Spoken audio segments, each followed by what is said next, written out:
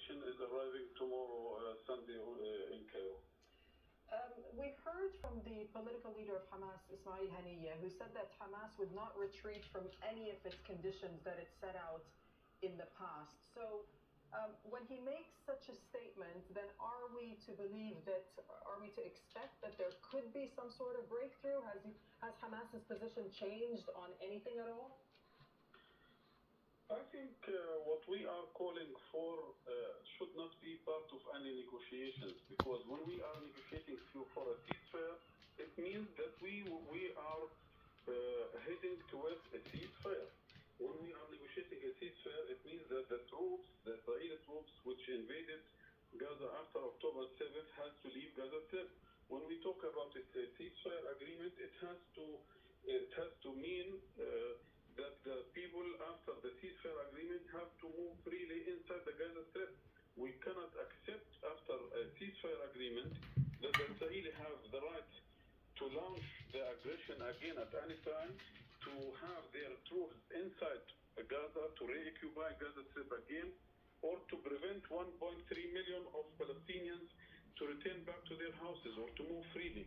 Therefore, we are not talking about conditions. These are the expected outcome of any ceasefire agreement. What we can expect from this negotiations is, after achieving all these demands, is to have a serious, honorable prisoner deal between the two parties, so that we can exchange the prisoners. Right, then launch the reconstruction process. Look, this is something that Israel has not agreed to in the past, though, and particularly the issue of Hamas asking for displaced people to return to the north of Gaza.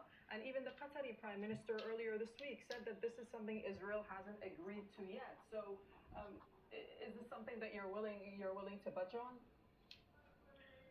We cannot accept any condition from any party to right of the Palestinians to move freely within the area of the Gaza Strip after reaching a ceasefire.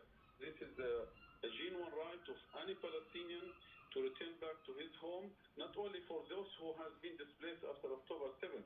We are fighting and struggling for millions of Palestinians based on international law have been displaced forcefully in 1948 to return back to their homes.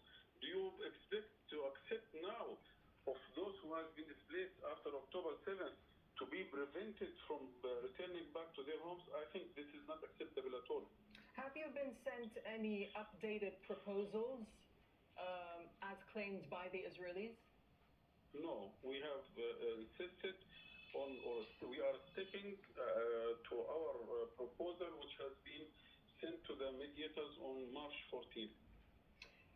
The U.S. President Joe Biden has also reportedly sent a letter urging the mediators, and that is Egypt and Qatar, to pressure your organization Hamas to agree to a ceasefire as well as a hostage deal ahead of these upcoming talks in Cairo. So, Mr. Naim, can Hamas continue to stand its ground this way when there seems to be pressure all around now for some sort of deal?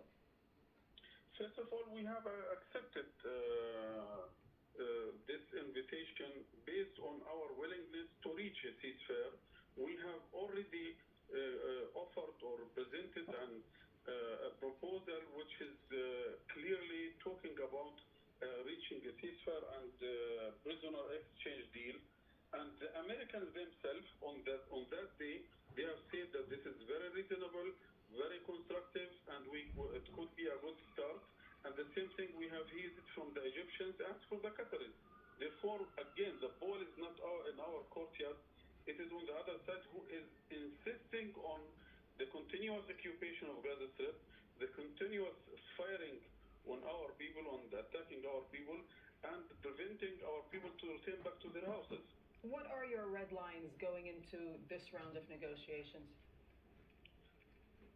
Again, our red lines to the total withdrawal of the Israeli forces. Maybe this could be happen on stages, but we have to know from day one that we are heading towards a ceasefire, total comprehensive ceasefire, maybe in stages, the total withdrawal of the Israeli forces and a free movement of our people inside the Gaza Strip after October 7th.